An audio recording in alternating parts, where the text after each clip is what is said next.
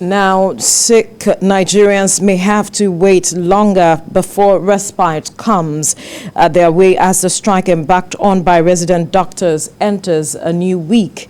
Last Friday, chances of reaching any resolution of the dispute between striking resident doctors and the federal government took a hit as both sides refused to shift ground but stuck to their positions. Now, the federal government insists that the doctors have no basis for the strike. They started last week Monday and has asked them to resume work. But the doctors say the government must honor their agreement and meet their demands before they pick up their tools again. Joining me to discuss this is Executive Director at Health Emergency Initiative, Pascal Achinine. Good morning. And via Zoom from Delta State is Uyilawa Okwasue, President, Nigerian Association of Resident Doctors. Good morning. Thank you for joining us on TVC Breakfast. Good morning. Thank you for having me here.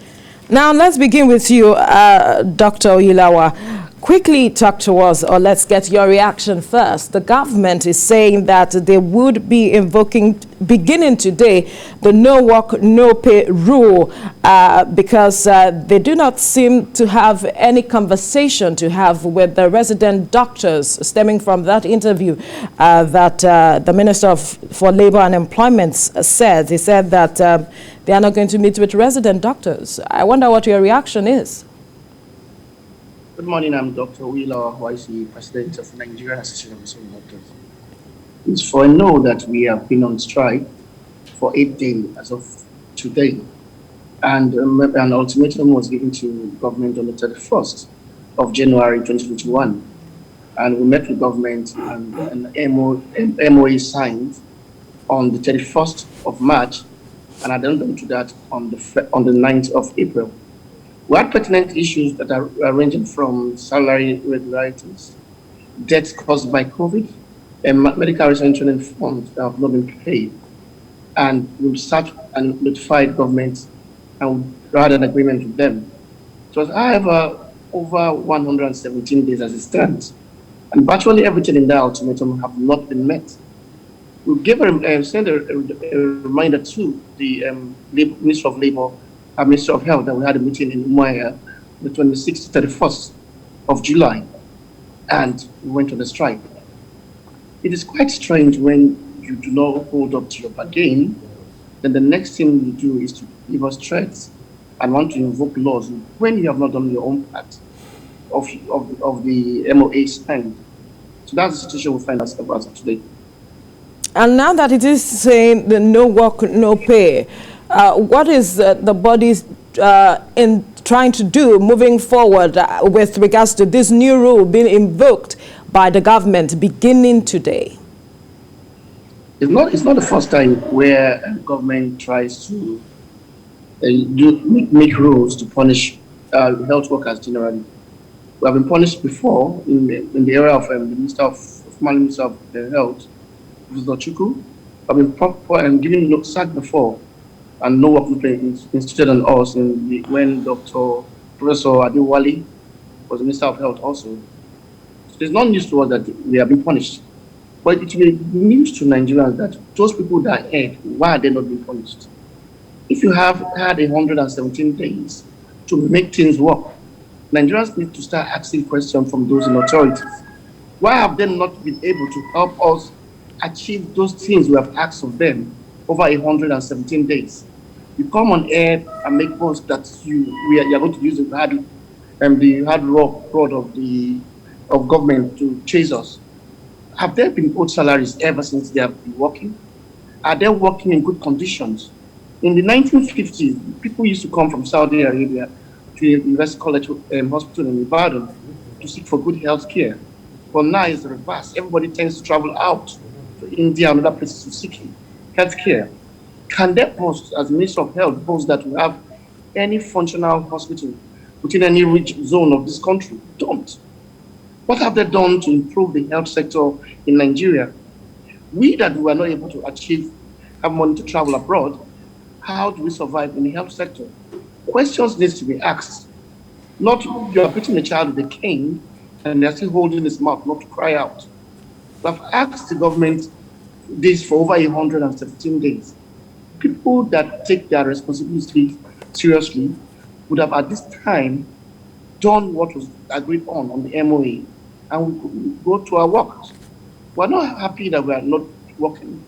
But it's not our oath. But part of our oath is that we should at least be alive to function properly, to deliver good health care to Nigerians. That is the dilemma we are in now. All right. Let's bring our guest in the studio in on this conversation. According to Dr. Uyelawa, they have 117 days that they have spoken with government, and the government had 117 days to make things work, yet the situation has not changed. And like you know, the situation on the ground with regards to the Delta variant already, you know, we see the increased number of cases. It's becoming disheartening to see this continuous back and forth with government.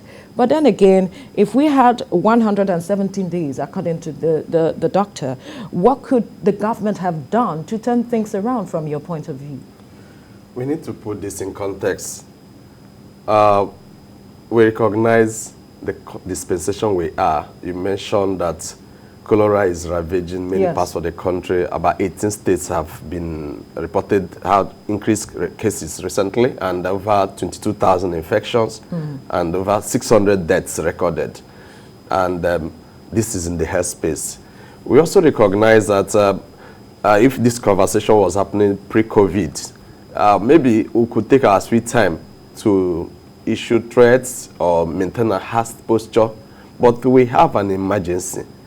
And I recognize that any day, just one day that doctors are on strike nationwide, the avoidable deaths are phenomenal and horrible. Absolutely. So for it lasting up to 8 days at the period that the Delta variant is here with us, with average infections of 500 plus daily, it means that we are toying with the lives of Nigerians. And Who now? No, from the standpoint of leadership, I expect that there are low-hanging fruits among the demands of the doctors, the items captured in the memorandum of action. Payment of benefits of diseased medical personnel is something that can happen within 30 days from the date that MOU was signed. And I also want to extend this to COVID. They have done a lot of interventions in the last 18 months since COVID came. So such expenditure may not be so phenomenal to be among the issues that warrant a strike. It should have been paid. It demonstrates seriousness. It demonstrates sensitivity to the lives of those who are on the front line. Then the hazard allowance, 5,000 naira. I mean, it's less than $10. And if we check what happened in Ghana, when COVID came, they improved the welfare of medical personnel to incentivize them, to motivate them to give their best. So that also is something that the conversation can easily be. I see it as a low-hanging fruit that shouldn't also be a strike item. And then when you look at the states that have not paid salaries, it's also worrisome to note that only 3 states were captured, and I'm not. Yes, the federal government will say that it is up to the states, those owing 19 months, 8 months, or 2 months, as the case may be, to pay. But leadership, just the way I saw that when the last strike was being resolved, there was a major role, critical role played by the National Assembly, especially the House of Reps. Even though they are on recess now, we need to look at the lives of Nigerians. At the end of the day, if you go across tertiary hospitals, secondary hospitals, you see that many patients are being sent home, many appointments are being cancelled, surgeries are being cancelled, and many new admissions are not happening. The implications is that people are dying every hour, every second. Avoidable deaths, as you call them. My suggestion, strong recommendation is that this is not a time to issue a hardline position. It's a time to dialogue. The Honorable Minister or the stakeholders from the government team should engage and come up with a more realistic suggestion or recommendation. Okay, this timeline, give it to us. This will happen in a week, in 30 days, as the case may be, on the part of the doctors, for the sake of Nigerians who are at the receiving end, because more lives are being lost daily. If the government meet them at the middle somewhere, they should be able to, for the sake of Nigerians, patriotic reasons that are calling out the strike. All right, let's get Dr. Uyilawa's position on what you have just said, Pascal. Dr. Uyilawa, are you still there? Yes, I'm here. I guess you are following what my guest in the studio was saying, talking about if government meets you at a middle ground, that you should perhaps think about the plight of Nigerians and just perhaps call off the strike. I wonder what your reaction with regards to that is. It's also suggesting perhaps a dialogue, government ensuring that a dialogue happens. And does your organization or association rather, is there any plans to see if they can have a dialogue with government to push this kind of position that my guest in the studio is talking about? For the past decade, we have always shown patriotism to Nigerians. We have never shied away from our work. We have worked even when we didn't have PPEs, face masks, the basic things in the hospital, and we have delivered our best to them. These things we are asking for now is not as if it just came. It has been asked for over a decade. It has been some recurrent issues that comes on over and over and over again. So we should start from a good planning.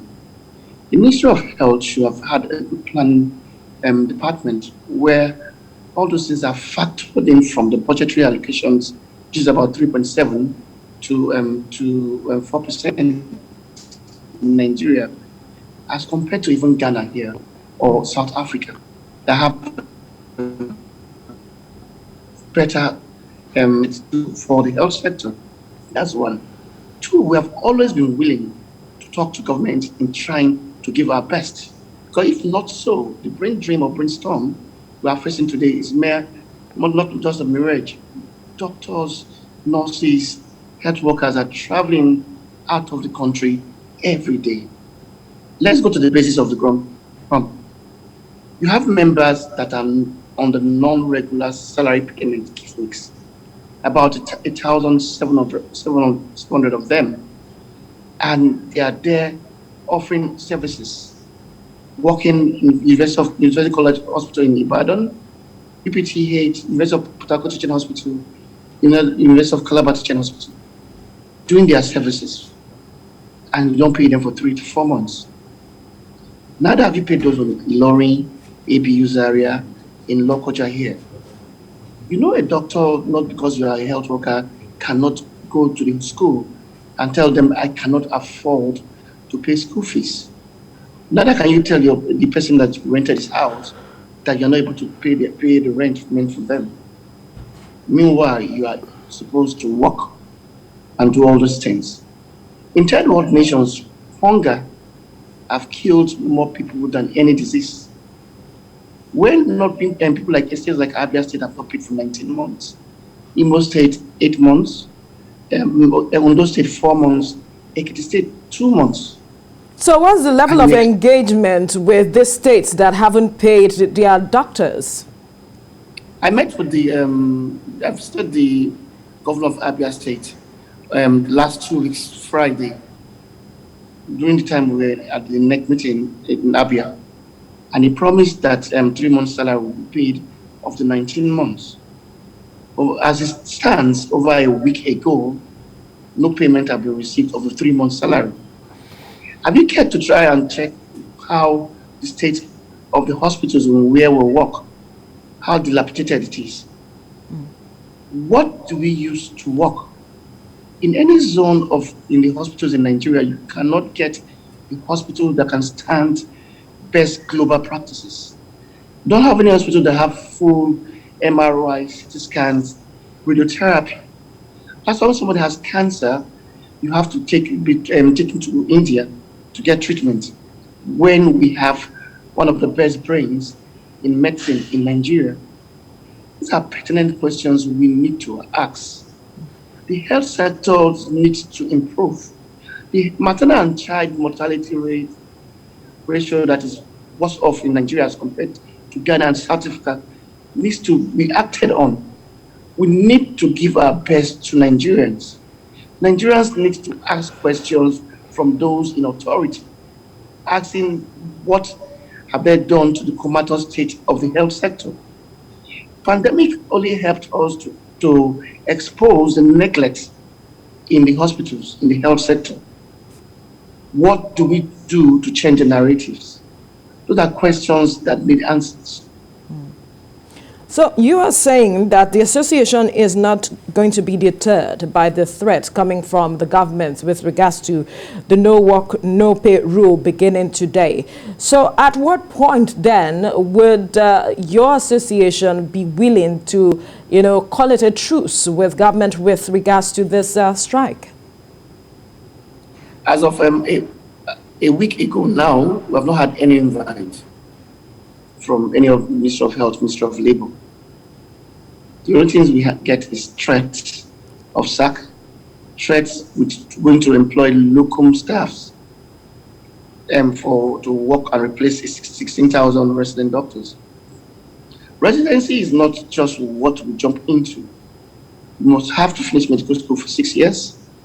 You must have to do your 1-year internship. Then you do your NYC before you start residency. You have to write primaries first, which is the first step in being a resident. After that, you have to do at least 3 to 4 years before you qualify to be a registrar. And that now makes you a senior registrar. So it takes a span of 5 to 6 years. You don't not just go and pick doctors that just graduated that do not have training and tell them you are going to replace those ones being trained by new ones. It doesn't work that way. A specialist training means you are specialized in different fields, in orthopedics, in internal medicine, in psychiatry, and every other one. Those takes a lot of years. You don't just go and replace them. We are not in any way wanting to be deviants. We asked for a legitimate right of ours to be heard, to be paid, our welfare to be better, and infrastructure to be managed and improved on. We are always at the beck and call of the government anytime they call us to help change the narrative of the health system. And we hope they'll be responsible enough to want to change the narratives for us. Thank you. We'll bring the conversation to the studio now, Pascal. As it is, it's looking like from what Dr. Ila was saying that they are not being deterred by the no work, no pay. What picture, perhaps you paint us a picture of what you see, what you foresee at the end of the day if nothing is done as quickly as possible? Because you already pointed out that the number of avoidable deaths are already increasing by the day. And we see what is going on between the government and the doctors. I'm disturbed because as an organization, we provide support for indigent patients, victims of emergencies. So since this strike began, it's been emotional for me because most of those persons are unable to access care. Most of them can't afford private hospitals. And from that standpoint, I recall what the experience we see in the field has been, even when things work normal, when there is no strike. In comparison with what it is now. Yes, and leadership requires that nobody needs to insist on who will blink first. In the news, the Secretary of Government of the Federation made a further appeal. So I feel there should be more pragmatic steps.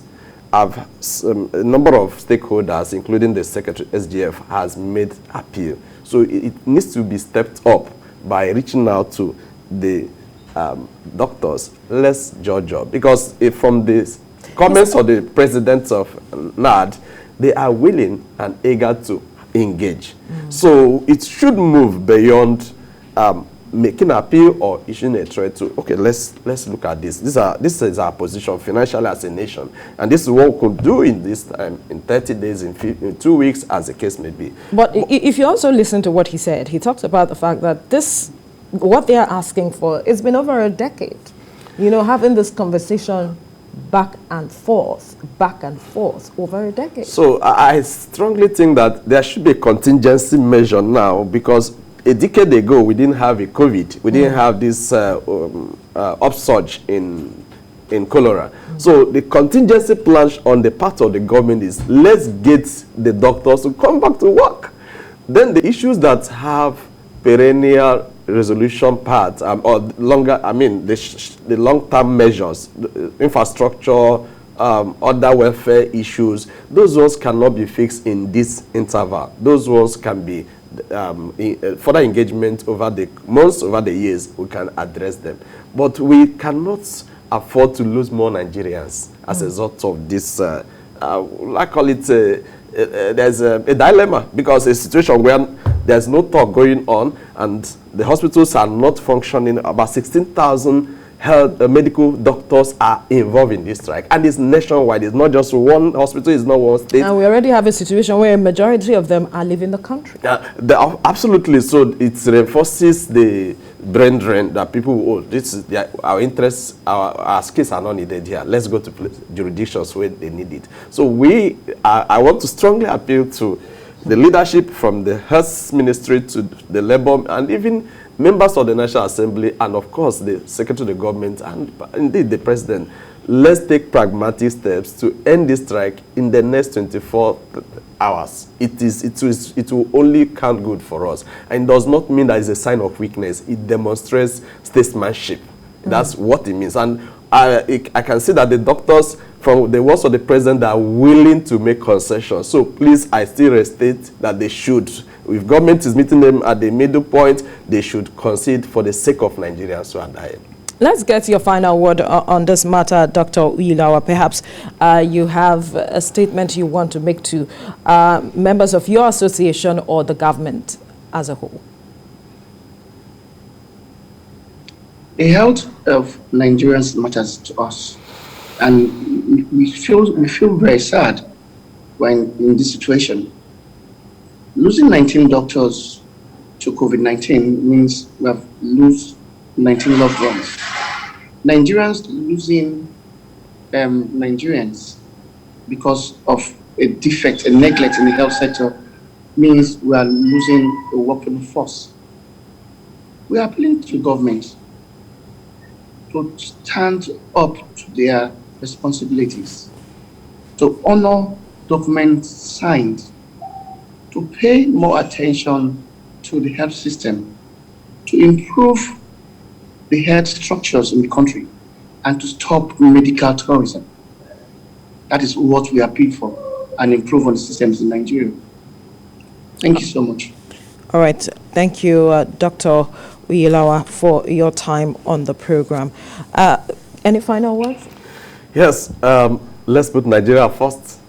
Nigeria first, and this is a period that statesmanship